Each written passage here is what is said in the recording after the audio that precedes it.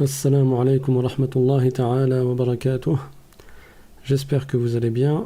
Aujourd'hui, Inch'Allah, on va continuer dans l'explication des noms d'Allah subhanahu wa ta'ala, toujours dans ce chapitre très important qui est le chapitre du Tawhid, la science en l'unicité d'Allah subhanahu wa ta'ala. Bismillahirrahmanirrahim, alhamdulillahi rabbil alamin, wa sallallahu wa sallam ala sayyidina Muhammadin taha al-amin, وعلى آله وصحبه الطيبين الطاهرين اللهم لا سهل إلا ما جعلته سهلا وأنت يا حي يا قيوم تجعل الحزن إذا شئت سهلا اللهم علمنا ما جهلنا وذكرنا ما نسينا وانفعنا بما علمتنا وزدنا علما. La louange est à Allah, le Seigneur des mondes, et que l'honneur et l'élévation en degrés soient accordés à notre maître Muhammad sallallahu alayhi wa sallam, ainsi que la préservation de sa communauté de ce qu'il craint pour elle. Nous demandons à Allah qu'il nous fasse apprendre ce que nous ignorons, qu'il nous fasse nous rappeler de ce que nous avons oublié et qu'il nous augmente en connaissance. Et nous lui demandons de nous préserver de l'état des gens de l'enfer. Et nous demandons à Allah de nous accorder une intention sincère. Le prophète sallallahu alayhi wa sallam a dit « Innamal a'malu bin niyyat », c'est-à-dire que les bonnes œuvres valent par leurs intentions. Et donc il est important que l'on se rappelle constamment de mettre une intention sincère, de rechercher l'agrément d'Allah subhanahu wa ta'ala. Donc, nous étions arrivés à l'explication du nom d'Allah ta'ala Ar-Razzaq. Alors j'avais expliqué brièvement à la fin du cours, je crois, ce nom-là. Mais j'avais pas écrit de texte explicatif, si ce n'est la première phrase. Mais je souhaitais vous écrire des choses que je vous avais déjà dit, soit dans le cours de la semaine dernière, soit dans un autre cours dans lequel j'avais parlé du fait de se fier à Allah subhanahu wa ta'ala. Donc Allah, il est Ar-Razzaq, c'est-à-dire celui qui accorde la subsistance à toutes les créatures. Et c'est pour ça que certaines personnes s'appellent Abdur Razzaq, c'est-à-dire l'esclave de Ar-Razzaq, qui est un des noms d'Allah subhanahu wa ta'ala. Dieu, c'est lui qui nous accorde notre subsistance, c'est lui qui pourvoit à ses créatures. Et je vous avais cité ce verset du Coran que je n'avais pas écrit. Allah ta'ala dit وَمَا مِن دَابَّةٍ فِي الْأَرْضِ إِلَّا عَلَى اللَّهِ رِزْقُهَا, c'est-à-dire, il n'y a pas une créature sur terre sans qu'Allah ne lui donne sa subsistance. Donc c'est Allah Ta'ala qui accorde la subsistance à chacun. Le partage des subsistances est prédestiné par Allah. Et la personne n'aura ni plus ni moins que ce qu'Allah lui a prédestiné comme subsistance. Et c'est pour cela que l'imam Ahmad al-Rifa'i, radiyallahu anhu, ainsi que d'autres vertueux, ont dit « Alimtu anna rizqi lan ya'kulahu ghayri fatma'anna bali » c'est-à-dire, j'ai su que ma subsistance, personne n'allait me la prendre, alors mon cœur s'est apaisé. Là, je vais vite en lecture parce que j'avais déjà expliqué cela dans les cours précédents. Il convient donc de se fier à Allah en gardant à l'esprit que si on n'a pas eu une chose que l'on souhaitait obtenir, c'est que cela ne nous était pas prédestiné à ce moment-là. Et s'il nous est arrivé une chose que l'on souhaitait éviter, c'est parce qu'Allah a prédestiné que cette chose nous arrive. Donc il faut garder cette règle à l'esprit, et le fait de garder cette règle à l'esprit, ça aide la personne à ne pas recourir au haram pour atteindre ses objectifs. Je vous rappelle la parole du prophète sallallahu alayhi wa sallam qui avait dit dans ce hadith qui est dans le livre Riyadus Salihin, il a dit فَإِنَّ لَوْ تَفْتَحُ عَمَلَ الشَّيْطَانِ, c'est-à-dire ne passe pas ton temps à dire ah si, et à refaire, comme certains diraient, à refaire le monde avec des si. Parce que parce que les si, ça ouvre les portes au diable, ça ouvre les portes au shaitan. Donc on se dit que c'était prédestiné. Dans un hadith, un autre hadith, le prophète sallallahu alayhi wa sallam a dit, dans le sens que si tous les hommes et tous les djinns se réunissaient pour te nuire, il ne pourrait pas te nuire, sauf par une chose qui t'a été prédestinée par Allah. Et si tous les hommes et tous les djinns se réunissaient pour t'accorder un profit, pour t'être utile, pour te faire du bien, il ne pourrait pas te toucher par ce bien-là, si ce n'est par un bien que Allah Ta'ala t'a prédestiné de toute éternité. Donc celui qui garde cela à l'esprit, il sera confiant et il fera preuve de contentement quant à la subsistance qui lui a été prédestinée. Je vous rappelle cette règle-là, Allah muqassimul arzaq, c'est Dieu qui a prédestiné le partage des subsistances et à nous de nous satisfaire de ce qu'Allah nous a prédestiné et à nous de nous en remettre à lui. Donc le prophète sallallahu alayhi wa sallam a dit également dans un hadith: لو أنكم تتوكلون على الله حق توكله لرزقكم كما يرزق الطير تغدو خماصا وتعود بطانا. Nous avions expliqué en détail ce hadith dans le cours qui s'appelle Se fier à Allah ou bien Fie-toi à Allah, cours que nous avions donné samedi dans le livre de Riyad al-Salihin, les jardins des vertueux. Donc ce hadith signifie: si vous vous fiez à Allah comme il se doit, il vous accorderait la subsistance comme il l'accorde aux oiseaux. Ils partent le matin, le ventre vide, le ventre creux, et ils rentrent le ventre plein. Et avec cela, nous avons fini l'explication qui avait déjà été entamée la semaine dernière du nom de Dieu Ar-Razzaq. Donc on va continuer, Inch'Allah Ta'ala, et on va passer au nom suivant dans le hadith des 99 noms d'Allah Subhanahu wa Ta'ala, et ce nom-là c'est Al-Fattah. Al-Fattah, là encore, il y a des gens qui s'appellent Abdul Fattah, c'est-à-dire l'esclave d'Al-Fattah. Al-Fattah, c'est celui qui ouvre à ses créatures les portes qui leur sont fermées. N'est-ce pas que parmi les invocations que l'on fait, on dit Allahumma ftah lana futuh al-arifin, c'est-à-dire oh Allah, ouvre-nous les portes qui mènent à la connaissance, les portes de ceux qui sont les arifin, c'est-à-dire ceux qui sont versés dans la science et bien entendu dans la vertu. Et d'une manière générale, sauf certaines exceptions, plus la personne augmente en science dans la religion et plus elle est vouée à craindre Allah subhanahu wa ta'ala. Bien entendu, si la personne recherche la science avec insincérité ou à des mauvaises fins, il est possible qu'elle se détourne du chemin droit suite à ce péché qu'elle a commis, qui est l'insincérité. Mais d'une manière générale, celui qui augmente en science augmente en crainte d'Allah subhanahu wa ta'ala. N'est-ce pas que le prophète sallallahu alayhi wa sallam a dit dans un hadith « Ana a'lamukum billahi wa akhshakum lah » c'est-à-dire je suis parmi vous celui qui connaît le mieux Allah. Et bien sûr, la connaissance d'Allah a lieu par la connaissance de ses attributs. Et c'est ce que nous sommes en train de voir dans ces cours-là. Ce n'est pas en essayant d'atteindre sa réalité, parce que nous ne pouvons pas atteindre la réalité de Dieu, parce que Dieu ne ressemble pas à ses créatures. Et tout ce que nous pouvons atteindre comme dans nos imaginations, ce sont des créatures, ce sont des corps. Donc, le prophète sallallahu alayhi wa sallam a dit « Je suis celui d'entre vous qui connaît le mieux Allah, et je suis celui d'entre vous qui le craint le plus. » Plus tu apprends la science de la religion, et plus tu apprends cette science du tawhid, et plus tu vas craindre Allah subhanahu wa ta'ala. Donc Allah ouvre à ses créatures les portes qui leur sont fermées. Dit autrement, Allah facilite aux créatures leurs affaires, et ceci est une grâce de sa part, parce que Allah n'est pas obligé de nous accorder quoi que ce soit, et tout ce qu'il nous accorde, c'est par sa grâce. Ce nom-là, Al-Fattah, est cité dans le Coran. Allah Ta'ala dit « Wa huwa al-Fattahul Alim » c'est-à-dire que Allah est Al-Fattah et Al-Alim. Al-Fattah, c'est le nom de Dieu que nous venons d'expliquer, et Al-Alim, c'est un autre nom de Dieu, c'est celui que nous allons expliquer juste après, Inch'Allah Ta'ala. Bien entendu, si tu veux mettre les moyens de ton côté pour que les portes te soient ouvertes, ce que tu souhaites obtenir, que ce soit pour la vie d'ici-bas ou pour l'au-delà, que cela te soit ouvert, il faut frapper à la porte justement. Et il faut faire les causes qui mènent à ces conséquences-là. Allah a créé les causes et il a créé les conséquences. À nous de choisir les bonnes causes qui mènent à ces conséquences. Donc tu veux que tes affaires soient ouvertes, tu veux que tes affaires soient régler, tu veux obtenir ce que tu souhaites, fais les causes.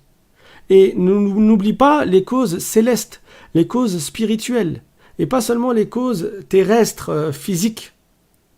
Parce que oui, pour gagner de l'argent, les causes physiques qui sont directes et qui sont connues, c'est d'aller travailler. Bien sûr, d'aller travailler dans le halal. Ça va te ramener de l'argent. Mais il y a d'autres choses également qui te ramènent de la subsistance.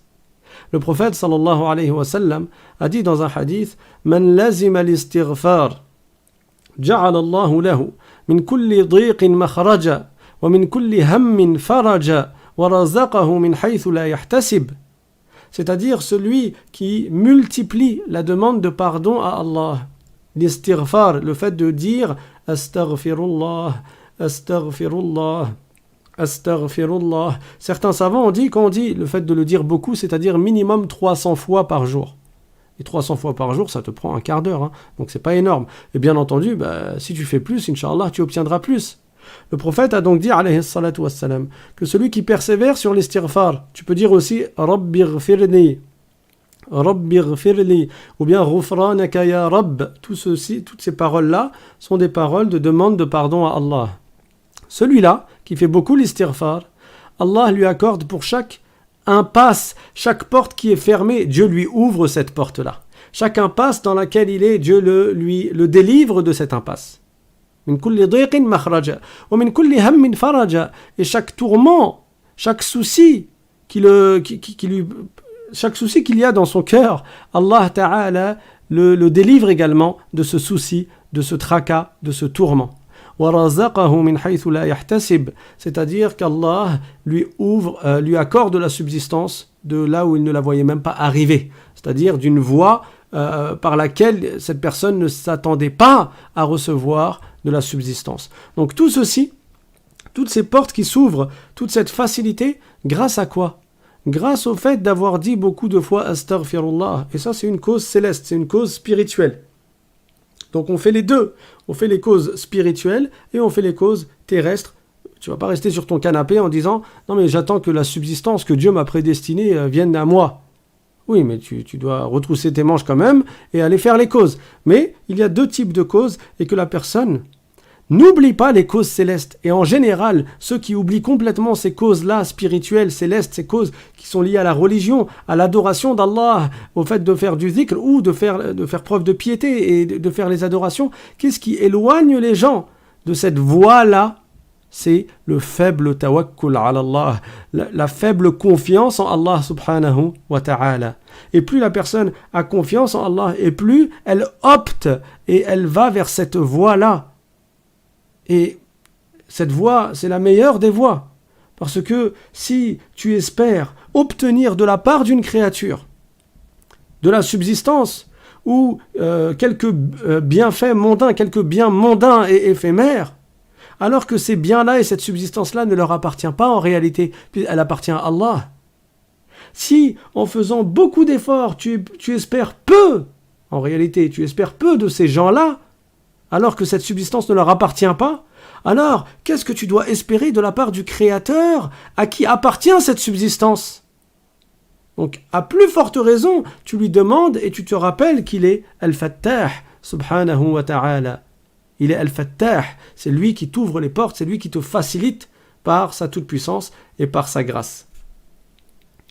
Parmi les noms d'Allah, subhanahu wa ta'ala, il y a également Al-Alim.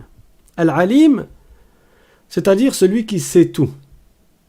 Allah Ta'ala, il a la science absolue. Rien n'échappe à sa science. Il sait toutes choses. Donc rien n'échappe à sa science n'augmente pas et ne diminue pas. On ne dit pas que la science d'Allah augmente, parce que ce qui augmente, c'est quelque chose qui était donc diminué avant d'augmenter. C'est quelque chose qui n'était pas parfait avant d'avoir augmenté. Or, la science d'Allah, comme les attributs d'Allah, elle est parfaite.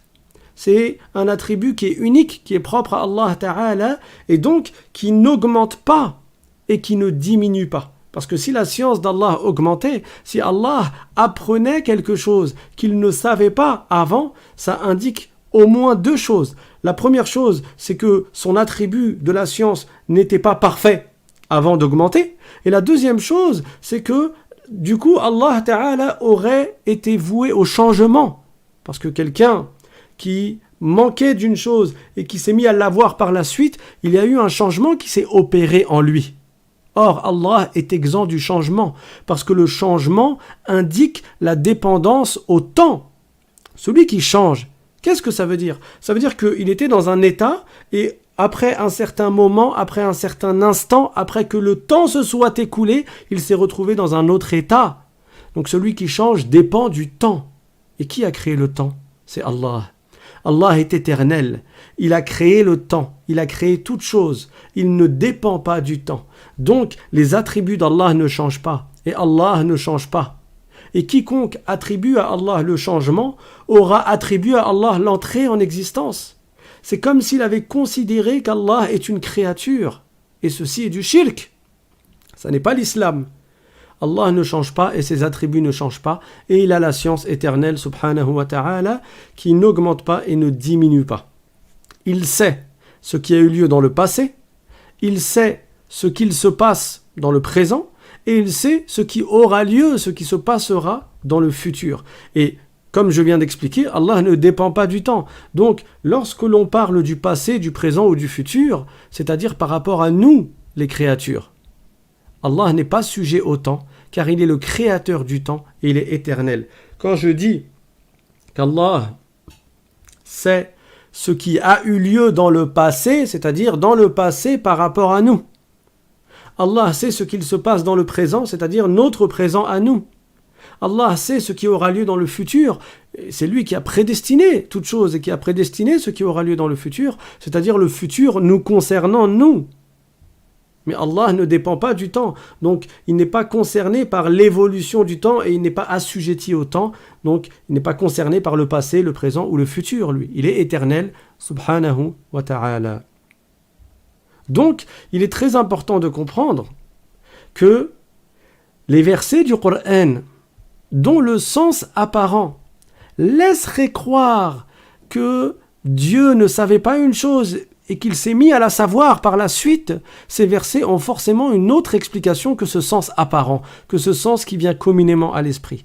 Et comme je ne cesse de le répéter dans les cours, Allah a fait que le Coran soit composé de versets qui sont explicites, c'est-à-dire qui n'admettent qu'un seul sens du point de vue de la langue, un sens qui est clair et les gens ne se trompent pas sur la compréhension de ces versets-là. Et le Coran est également composé de versets qui ne sont pas explicites, c'est-à-dire qui admettent du point de vue de la langue arabe plusieurs sens. Et là, il ne faut pas se tromper de sens. Si tu me dis, oui, mais comment je fais moi pour ne pas me tromper de sens? Je te dis, reviens à l'explication des savants. Parce que nous ne sommes pas des savants et ce n'est pas nous qui allons ouvrir le Coran et qui allons donner notre propre interprétation. Contrairement à ce que certains ignorants prétendent. Certains ignorants te disent, oui, le Coran, c'est chacun qui le comprend comme il veut, chacun sa façon de voir et de... Non, il n'y a pas de cela. Sinon, ça voudrait dire qu'il y a des milliers de religions d'islam, tout comme il y a de milliers de personnes qui ont chacun son interprétation. C'est pas comme ça l'islam. L'islam, c'est ce que Allah, subhanahu, a révélé à ses prophètes et les prophètes ont enseigné à leur communauté. Et le prophète sallallahu alayhi wa sallam, qui est venu avec le Coran et qui l'a transmis, tel que Jibril alayhi salam lui a transmis, le prophète l'a transmis, l'a expliqué à ses compagnons, qui eux-mêmes l'ont expliqué à ceux qui sont venus après, et eux l'ont expliqué à ceux qui sont venus après, jusqu'à nos jours. Donc, les versets du Coran, comme par exemple celui dans lequel Allah Ta'ala dit « وَلَنَبْلُوَنَّكُمْ حَتَّى نَعْلَمَ الْمُجَاهِدِينَ مِنْكُمْ وَالصَّابِرِينَ » Ce genre de verset ne veut pas dire que Dieu ne savait pas quelque chose et qu'il va apprendre quelque chose en voyant ce que nous allons faire. Ce verset ne veut pas dire qu'Allah Ta'ala va nous éprouver afin qu'il sache qui d'entre nous va tenir le coup et va faire preuve de patience et qui d'entre nous va chuter et va glisser et ne va pas faire preuve de patience. Non, Allah il sait. Allah sait de toute éternité qui va faire preuve de patience et qui ne fera pas preuve de patience, qui obéira à Allah et qui tombera dans les péchés et la désobéissance, qui sera voué à aller au paradis et qui sera voué à aller en enfer. Dieu a prédestiné toutes choses et il sait tout de toute éternité, subhanahu wa ta'ala. Mais alors, que veut dire le verset وَلَنَبْلُوَنَّكُمْ حَتَّى نَعْلَمَ الْمُجَاهِدِينَ مِنْكُمْ وَالصَّابِرِينَ. Les savants ont expliqué, ils ont dit attention, ne prenez pas ce verset mot à mot, n'en faites pas une traduction littérale. Parce que justement, la traduction littérale, le sens qui vient communément à l'esprit, laisse croire ce mauvais sens-là, cette mauvaise signification qui est que Dieu, il nous éprouverait, soi-disant, pour savoir qui d'entre nous va faire preuve de patience et qui d'entre nous va faire preuve d'obéissance. Ils ont dit, le verset du Coran ne signifie pas cela, mais il signifie Allah nous éprouve dans ce bas monde afin de faire apparaître à nos yeux, à nous, qui patiente et qui ne patiente pas. Allah fait manifester dans ce bas monde, de par nos comportements et nos agissements, il fait manifester qui fait preuve de patience et d'obéissance malgré les épreuves, malgré tout ce qui peut se passer, et qui ne fait pas preuve de patience et fait preuve de faiblesse et tombe dans la désobéissance. Donc, ce n'est pas Allah qui va savoir après ne pas avoir su. Mais Allah va nous montrer qui patiente et qui ne patiente pas. Il y a d'autres versets dans le même style. Également, par exemple, Allah Ta'ala dit dans le Coran « Al-ana khaffafa Allahu ankum wa alima anna fikum da'fa » Alors, je n'ai pas mis ces versets. Inch'Allah, probablement que la semaine prochaine, je les rajouterai dans le texte. Pour que vous puissiez réviser dessus et profiter de ces informations-là. Donc, ce verset que je viens de citer, Al-ana khaffafa Allahu ankum wa alima anna fikum da'fa, ne veut pas dire que Dieu, maintenant, il a su que vous êtes faible. Dieu sait de toute éternité votre état et ce que vous allez accomplir. Mais ce verset signifie que Dieu, maintenant, il vous a allégé ce que vous devez faire et il a su de toute éternité que maintenant vous êtes devenu faible ou vous êtes maintenant faible. Donc la phrase telle qu'elle est écrite, certains pourraient la comprendre de travers encore et pourraient croire que le mot maintenant, al-an, il est rattaché au fait qu'Allah Ta'ala vous allège et qu'il serait également rattaché au fait qu'Allah Ta'ala, il sait.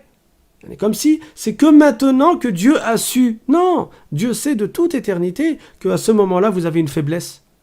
Et il vous a allégé maintenant. Donc Dieu a prédestiné de toute éternité que maintenant le jugement qui vous concerne soit plus facile, soit allégé. Ça concernait un certain jugement religieux. Mais il a su de toute éternité que vous seriez plus faible à ce moment-là, que vous seriez plus faible maintenant. Et là encore, cela nécessite l'explication des savants qui nous ont précédés, qui eux-mêmes nous transmettent cet héritage de la part du prophète sallallahu alayhi wa sallam, la science de l'exégèse du Coran. Donc Dieu n'apprend pas une nouvelle chose. Allah sait toute chose de toute éternité. Et on n'a pas le droit de lui attribuer l'ignorance. Celui qui attribue à Allah l'ignorance aura attribué à Allah un attribut d'imperfection. Et celui qui attribue à Allah un attribut d'imperfection aura insulté Allah.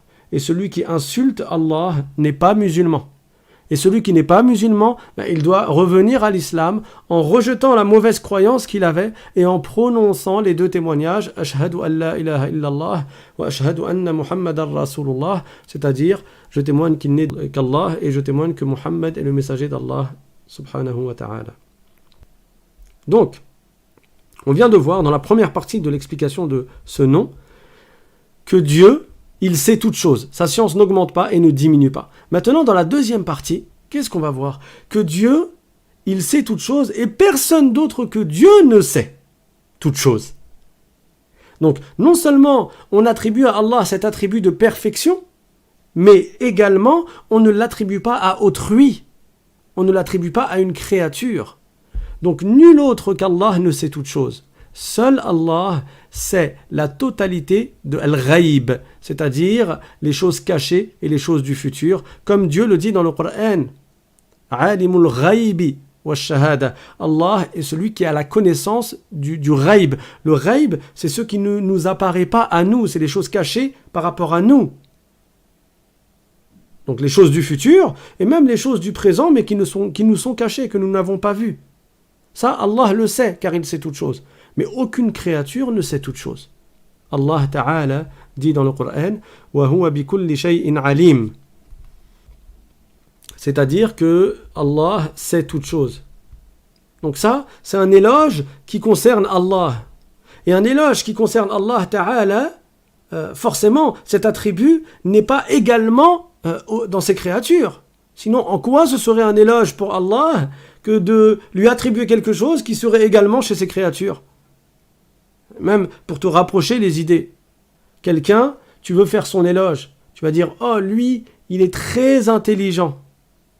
Tu vises par là que la norme ou la moyenne des gens, c'est qu'ils ne sont pas très intelligents. Donc lui, il a une qualité en plus. Il a quelque chose par laquelle on va faire son éloge. Mais tu ne vas pas faire l'éloge de quelqu'un par quelque chose qui se retrouve chez tout le monde. Tu ne vas pas dire, oh, lui, il est assis sur une chaise. Waouh! Ben oui, ben moi aussi, je suis assis sur une chaise. Et tout le monde s'assoit. Il n'y a pas de waouh dans le fait de s'asseoir. Donc tu ne vas pas faire l'éloge pour quelque chose comment dire? Je me reprends. Tu ne vas pas faire l'éloge de quelqu'un, pour rapprocher les idées, dans une chose qui n'est pas une qualité par laquelle il se démarque des autres. Donc si Allah dit « Wa huwa bi kulli shay'in alim », c'est-à-dire que Dieu est celui qui sait toutes choses, ça indique bien que nul autre que Dieu ne sait toutes choses. Et à partir de là, deux choses à dire. Premièrement, il n'est pas permis de croire aux charlatans qui prétendent connaître l'avenir ou connaître les choses cachées. Ces gens-là ne connaissent pas l'avenir et les choses cachées. Personne ne connaît Al-Ghaib si ce n'est Allah subhanahu wa ta'ala. Al-Ghaib, c'est-à-dire la totalité du monde inconnu, c'est-à-dire du futur et des choses cachées même du présent. Les choses cachées dans le présent. Donc ceux qui prétendent, en se basant sur des cartes, ou bien sur les traits de la main, ou bien sur les étoiles, ou là il te met une boule de cristal, ou ce que tu veux, et il prétend connaître l'avenir, et il prétend connaître la totalité des choses, celui-là n'est qu'un charlatan. Et celui qui prétend connaître toutes choses, en réalité, il se sera attribué l'attribut de Dieu. Et ça, c'est quoi? C'est du shirk. Celui-là se sera considéré comme égal à Dieu, comme égal à Allah. Et ceci est du shirk. Et celui qui fait du shirk n'est pas musulman. Donc, on n'a pas le droit de croire en ces gens-là qui prétendent connaître l'avenir. Ils ne connaissent rien du tout. Il se peut qu'il y ait une coïncidence entre ce qu'ils disent et entre la réalité. Mais dans la plupart des cas, déjà, on voit bien que c'est du grand n'importe quoi. Et même quand il y a effectivement coïncidence, les savants ont donné une explication à cela, explication qu'Inch'Allah, je vous donnerai plus tard quand on parlera plus en détail du sujet de la destinée. Donc, personne ne sait toute chose si ce n'est Allah Ta'ala. Ces gens-là ne connaissent pas les choses cachées. En fait, ils travaillent avec les djinns. S'il te dit « Ah, moi je sais », je vais vous dire maintenant pour pas laisser du suspense sur ce sujet-là. Mais si quelqu'un, ces charlatans-là, il vient et te dit « Ah, je sais où tu as perdu tes clés. Je vais te dire où sont tes clés. » Ces gens-là, ils travaillent avec les djinns.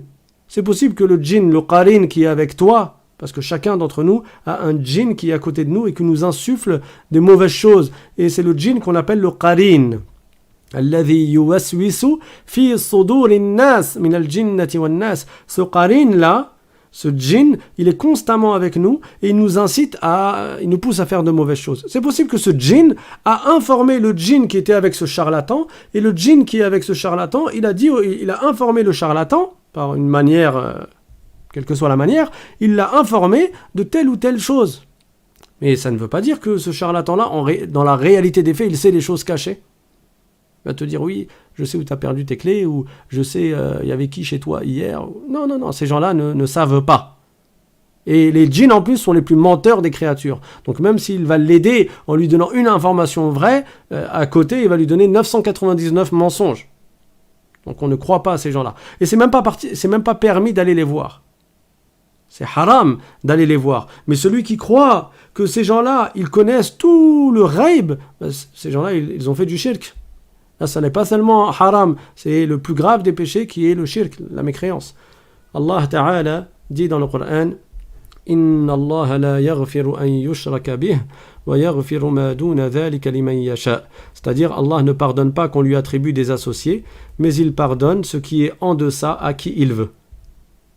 Donc, c'est-à-dire qu'Allah ne lui pardonne pas s'il meurt sans s'être repenti de son shirk en revenant à l'islam par la prononciation des 2 témoignages. D'accord ? Donc, on ne croit pas que une personne, quelle qu'elle soit, elle sait toute chose. Non, il n'y a que Allah Ta'ala qui sait la totalité des choses. Ça, c'est le premier point. Je voulais parler des charlatans. Ensuite, deuxième point, je ne l'ai pas écrit ici également.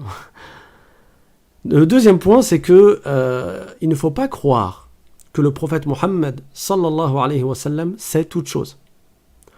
Pourquoi je parle de cela ? Parce que malheureusement, là encore, il y a des gens qui se sont égarés. En voulant faire l'éloge du prophète, en voulant magnifier le prophète Mohammed sallallahu alayhi wa sallam, ils sont tombés dans ce qu'on appelle le ghulou, c'est-à-dire l'excès. Ils ont exagéré. En voulant complimenter et faire l'éloge du prophète sallallahu alayhi wa sallam, certains se sont mis à lui attribuer des attributs de Dieu. Et là encore, ils sont tombés dans le shirk.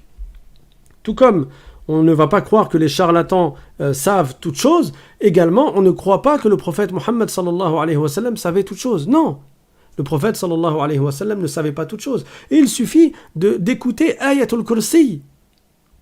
Ayatul Kursi, c'est le meilleur verset du Coran. Il se trouve dans Suratul Baqarah. C'est un verset qui est magnifique. Et il y a beaucoup de baraka dans ce verset. Beaucoup de musulmans, dans leur maison, ils ont par exemple un cadre dans lequel il y a le verset justement Ayatul Kursi. Alors, je ne sais pas pourquoi les gens ils l'appellent le verset du trône en français, parce que le trône en réalité c'est Al-Arsh en arabe. Et Al-Kursi c'est ce qu'on appelle le piédestal. Et c'est un corps que Dieu a créé et qui est également au-dessus des 7 cieux, mais qui est sous le trône. Donc le verset s'appelle Ayatul Kursi. Et dans ce verset, Allah Ta'ala dit Allahu la ilaha illa huwa al-hayyul qayyum la ta'khudhuhu sinatun wa la nawm. Donc Allahu la ilaha illa huwa al-hayyul qayyum, c'est-à-dire que Dieu, Allah, il n'est de Dieu que lui, il est vivant, il ne s'anéantit pas. On voit bien que là encore, c'est un verset, c'est le meilleur des versets, et dans ce verset, il y a le tawhid, la science en l'unicité de Dieu, et les noms parfaits et les attributs parfaits de Dieu. Dieu, Allah, il n'est de Dieu que lui, donc là on parle de l'unicité. Al-Hayy, il est celui qui est vivant. On a déjà parlé de cet attribut, on y reviendra également. Al-Qayyum, il ne s'anéantit pas. La ta'khudhuhu sinatun wa la nawm. C'est-à-dire que Dieu n'est pas concerné par la fatigue ou le sommeil. Lahu ma fis samawati wa ma fil ard.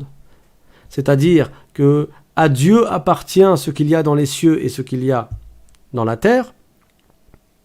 من ذا الذي يشفع عنده إلا بإذنه يعلم ما بين أيديهم وما خلفهم ولا يحيطون بشيء من علمه إلا بما شاء. Voilà, c'est la partie que je voulais, c'est-à-dire ils ne savent, donc les créatures de Dieu, les anges et les êtres humains, ne savent de la science que ce que Dieu a voulu qu'ils sachent. Et ça comprend les créatures, que ce soit les anges ou les hommes. Donc nous ne savons pas autre que ce que Dieu a voulu que nous sachions.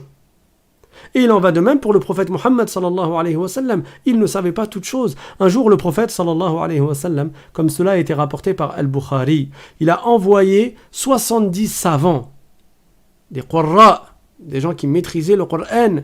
Il les a envoyés pour aller enseigner l'islam et le Coran à une tribu.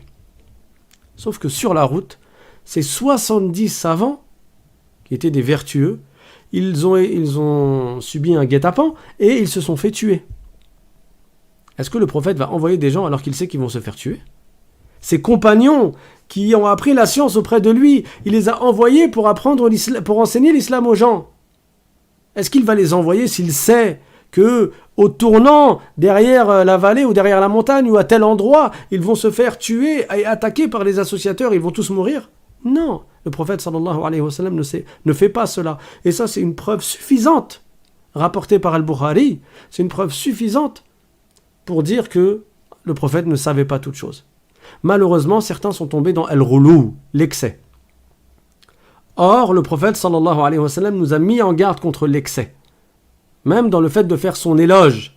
Il a dit, alayhi salatu wassalam, Iyyakum wal-ghuluw, fa innal ghuluwa ahlaka man kana qablakum. C'est-à-dire, faites très attention à l'excès, à l'exagération, parce que c'est cela qui a mené ceux qui vous ont précédés dans l'égarement. Comment se sont égarés les chrétiens? À l'origine, ceux qui suivaient le prophète Isa, le prophète Jésus, alayhi salam, c'était des croyants, c'était des musulmans. Ils croyaient en Allah, ils adoraient Allah et ils suivaient le prophète Jésus, le prophète Isa, en tant que prophète et esclave de Dieu. Le prophète Isa, c'est un être humain. Comment ensuite il y a eu des égarements qui ont mené justement à cette nouvelle religion qui est la religion des chrétiens, qui est de croire que Jésus c'est le fils de Dieu. C'est l'exagération, l'excès. Ils sont tombés dans l'excès. Al-Ghuluw, ils ont dépassé les limites. Iyyakum wal-Ghuluw, faites très attention à l'excès, à l'exagération. Fa innal ghuluwa ahlaka man kana qablakum, parce que c'est le ghuluw, c'est l'excès qui a mené ceux qui vous ont précédés à l'égarement. Dans un autre hadith, le prophète sallallahu alayhi wa sallam a dit également dans le sens, ne me mettez pas au-dessus de ce que je suis. Ne faites pas mon éloge jusqu'à dépasser la limite, jusqu'à exagérer et dire des choses qui sont fausses sur moi. Donc on ne dit pas que le prophète Mohammed sallallahu alayhi wa sallam sait toute chose, qu'il a la science éternelle. Non, parce que ça reviendrait à dire que le prophète il est comme Dieu, que le prophète a des attributs de Dieu. Et ça c'est également du shirk. Je cherchais le hadith. Voilà, le prophète sallallahu alayhi wa sallam a dit La tuturuni kama atratin nasara Isa ibn Maryam. Innama ana abdullahi wa rasuluh. Faqulu abdullahi wa rasuluh. C'est-à-dire, n'exagérez pas dans mon éloge comme les chrétiens, les nasara, ont exagéré dans l'éloge du prophète Isa, fils de Maryam. Je suis l'esclave de Dieu et son messager. Alors dites que je suis l'esclave de Dieu et son messager. Voilà, n'allez pas plus loin, ne dépassez pas cette limite-là. Le prophète lui-même, un jour, on lui a posé une question. Il a dit, je ne sais pas. Il a dit, la adri, as'alu, Jibril al-Amin. Il a dit, je ne sais pas, je vais demander à Jibril, l'ange Jibril, alayhi salam. Donc voilà pour ce qui est de l'explication du nom d'Allah al-Alim, c'est-à-dire celui qui sait toutes choses. En résumé, qu'est-ce qu'on en tire? Que premièrement, Allah sait toutes choses, de toute éternité, donc sa science n'augmente pas et ne diminue pas. Et deuxièmement, c'est un attribut qui est propre à Allah, et par conséquent, on n'attribue pas la science de toutes choses pour autre que Allah, tout comme on n'attribue pas la puissance, la toute-puissance sur toute chose pour autre que Allah, tout comme on n'attribue pas la divinité à autre que Allah. Tout comme on dit Dieu est tout-puissant, et personne d'autre que Dieu n'est tout-puissant, et on dit Dieu est celui qui a la divinité, il est le créateur, et personne d'autre que Dieu n'est créateur, dans le sens de faire surgir les choses du néant à l'existence. De la même manière, on dit Dieu, il sait toutes choses, et personne d'autre que Dieu ne sait toutes choses. Et là, je vous mets fortement en garde contre certains films, certaines séries, où ils attribuent à des personnages des pouvoirs, soi-disant, et parmi ces pouvoirs, parfois, ils prétendent leur attribuer des attributs qui sont propres à Allah Ta'ala. Faites très attention à ce genre de film et faites attention à votre langue, parce que même si tu ne crois pas à une chose, si tu la prononces avec ta langue, tu es chargé et tu es responsable de ce que tu dis, autant que tu es responsable de ce que tu crois. C'est-à-dire que si quelqu'un ne croit pas que Dieu a un fils, mais il attribue avec sa langue le Fils à Dieu, celui-là n'est pas excusé. Il sera questionné sur ce qu'il a dit avec sa langue, tout autant que nous sommes questionnés sur nos croyances. Et ce que nous n'avons pas le droit de croire, nous n'avons pas le droit de le dire non plus, c'est-à-dire sans discours rapporté, sans utiliser un discours rapporté en disant telle mauvaise croyance, c'est la croyance de tel égaré ou de tel non-croyant. Mais on ne va pas nous-mêmes prendre la responsabilité de dire des paroles qui sont contraires à l'islam et qui sont contraires au tawhid. Et parfois, dans les discussions de dessins animés ou de films, il faut faire très attention. Hadouk dessins animés Sangohan, Sangoku, vous les connaissez? A'udhu billah. Vous n'imaginez pas le nombre de mécréances, le nombre de choses qui sont contraires à la foi du musulman qu'il débite à la minute dans ce genre de dessins animés. Et je parle pas de quand Sangoku il était petit là avec Bulma et compagnie. Non, je parle donc les derniers épisodes là. Mais il n'y a pas une minute qui s'écoule sans qu'ils ne disent de la mécréance, sans qu'ils attribuent à une créature la divinité et sans qu'ils ne prétendent que tel ou tel personnage il est soi-disant tout puissant et qu'il est Dieu ou qui. A'oudhu billah. Il faut faire très attention à notre langue. On ne va pas dire des choses qui sont contraires à l'islam, d'accord ? Donc, prenez garde à certaines séries, à certains épisodes, à certains films, à certains dessins animés. Le musulman, il préserve sa foi. Rappelez-vous le hadith que je vous avais donné samedi, dans lequel le prophète sallallahu alayhi wa sallam a dit « Yusbihu ar-rajulu mu'minan wa yumsi kafira, mu'minan wa yusbihu kafira » C'est-à-dire qu'il arrivera une époque, une période où les fitnas seront telles qu'une personne sera croyante le matin et mécréante le soir. Ou croyante le soir et mécréante le matin. Et oui, Inch'Allah, on viendra sur ce chapitre-là. Les paroles qui font sortir de l'islam, les croyances qui font sortir de l'islam, et les gestes ou les actes qui font sortir de l'islam. Et c'est ce qu'on appelle l'apostasie, qui est très odieuse, étant donné que la personne qui était sur la vérité, qui était sur la foi, qui était sur l'islam, elle se retrouve dans l'égarement, elle se retrouve dans la mécréance à nouveau. Et celui qui meurt sur la mécréance, quelle sera sa finalité ? Dieu ne lui pardonne pas s'il meurt sur la mécréance, comme Dieu le dit dans le Coran, Inna Allah la yaghfiru an yushraka bih wa yaghfiru ma duna dhalika liman yasha. C'est-à-dire, Allah ne pardonne pas qu'on lui attribue des associés, mais il pardonne ce qui est en deçà à qui il veut. Il pardonne ce qui est en deçà à qui il veut. C'est-à-dire qu'Allah donc ne lui pardonne pas s'il meurt sans s'être repenti de son shirk, sans s'être repenti de la mécréance, en revenant à l'islam par la prononciation des deux témoignages. Alors, quand j'ai parlé de discours rapportés, je trouve que je suis allé un peu vite pour ceux qui n'ont jamais entendu parler de cela. Qu'est-ce que je visais par là ? Je visais par là qu'il y a des paroles qui font sortir de l'islam, comme le fait d'attribuer à Dieu le Fils, par exemple. Parce que c'est du shirk, ça contredit l'unicité de Dieu. Et celui qui dit que Dieu a un fils, ou que Dieu a des enfants, guerre.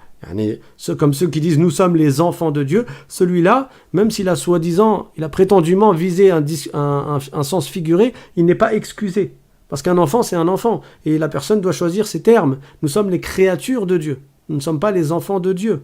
Dieu dit dans le Coran, وَقَالُوا اتَّخَذَ اللَّهُ وَلَدًا سُبْحَانَهُ. C'est-à-dire, ils ont dit que Dieu a un fils. Subhanah. Dieu est exempt de cela. Donc si quelqu'un attribue à Dieu le fils, il n'est plus musulman, parce qu'il aura contredit la base de l'islam, la foi, le témoignage qu'il n'est de Dieu que Dieu. La ilaha illallah. Mais si quelqu'un dit, par exemple, les chrétiens ont dit que Jésus est le Fils de Dieu, celui-là, il a fait ce qu'on appelle un discours rapporté. Ça veut dire qu'il a rapporté la parole des chrétiens. Il n'a pas dit « moi je le dis ». Non, il a dit « les chrétiens ont dit que Jésus est le Fils de Dieu ». Ben celui-là, la parole qu'il a dite ne retombe pas sur lui, parce qu'il ne fait que rapporter leur parole sans y croire. C'est ça ce qui est visé par ce qu'on appelle le discours rapporté. Inch'Allah, on aura l'occasion d'en reparler. Parmi les noms de Dieu, rapidement, il y a également Al-Qabid et Al-Basit. C'est-à-dire, Al-Qabid, c'est-à-dire que Dieu accorde une subsistance faible par sa sagesse à qui il veut. Et Al-Basit, ça veut dire que Dieu, il accorde une subsistance large à qui il veut par sa grâce. Il est Al-Qabid et il est Al-Basit. Dieu accorde la subsistance à qui il veut.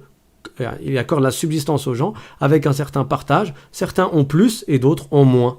Et c'est Allah qui crée toutes choses selon une sagesse. Et nous, on ne se rebelle pas contre Allah subhanahu wa ta'ala.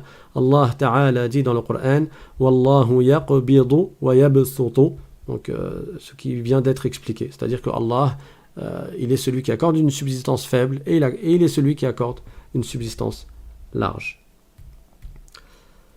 Ok, on va s'arrêter là, Inch'Allah. Si vous avez des questions, vous pouvez les écrire sur le chat. Walhamdulillahi Rabbil Alamin wa sallallahu wa sallam ala Sayyidina Muhammad wa ala alihi wa sahbihi at-tayyibin at-tahirin.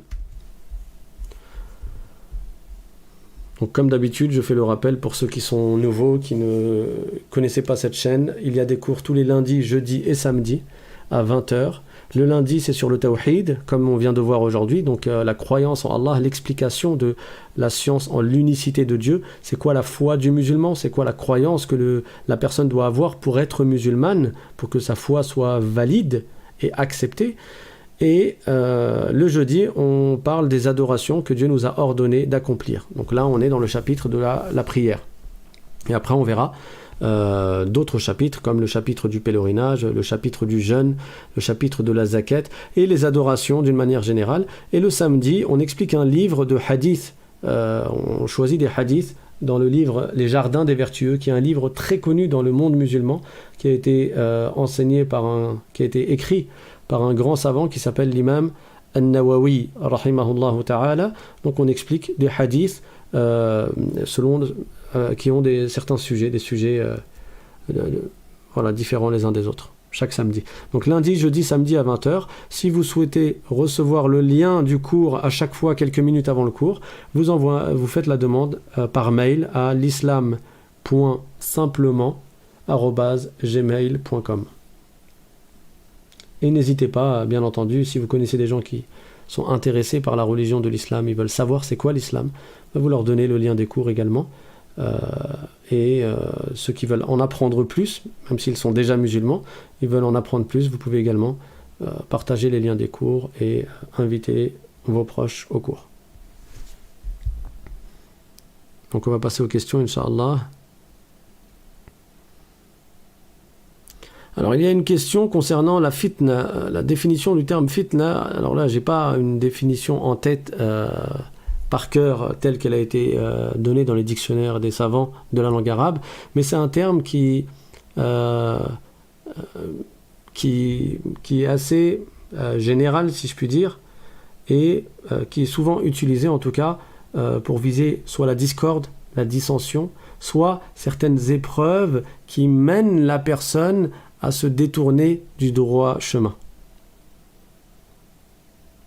Parmi les invocations que certains vertueux faisaient, il y a Allahumma qbidni ilayka ghayra maftoun. Omar radiyallahu anhu, Omar ibn al-Khattab, qu'Allah l'agrée, quand il est devenu calife et que le monde musulman s'est agrandi et que le monde musulman est devenu beaucoup plus riche qu'il n'était au départ, Omar radiyallahu anhu qui gouvernait tout ce monde musulman, qu'il n'y avait personne parmi les créatures qui était au-dessus de lui, et le prophète Mohammed sallallahu alayhi wa sallam était décédé, Abu Bakr radiyallahu anhu était décédé, donc c'était Omar le calife, il était en fin de vie, il a demandé quoi comme invocation? Oh Allah, fais que je ne sois pas touché par la fitna, que cette facilité, cette gloire que nous avons eue et cette réussite ne me mène pas avant ma mort à faire ce qui est haram et à me détourner de l'obéissance et de la voie que Allah agrée.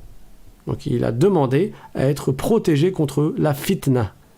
Alors là ici, le mot fitna ici, c'est vraiment quelque chose de général, global. Et parfois le mot fitna, il est utilisé pour viser la discorde. Quand tu dis, telle personne, elle fait la fitna entre nous. Ça veut dire quoi? Ça veut dire elle sème la zizanie, la discorde entre nous. Donc tout dépend du contexte dans lequel le mot fitna est utilisé. Bon, il n'y a pas d'autres questions. Donc je vous dis à jeudi, Inch'Allah ta'ala. Prenez soin de vous. Et n'hésitez pas à réviser et à réécouter les cours. Assez régulièrement, on vous met le texte que vous lisez pendant le cours, on vous le met en description de vidéo. Donc, Inch'Allah, vous pouvez lire, réviser, apprendre par cœur. Barakallahu fikum, walhamdulillahi rabbil alamin, wa sallallahu wa sallam ala sayyidina Muhammad, wa ala alihi wa sahbihi at-tayyibin at-tahirin. سبحان ربك رب العزة عما يصفون وسلام على المرسلين والحمد لله رب العالمين والسلام عليكم ورحمة الله وبركاته.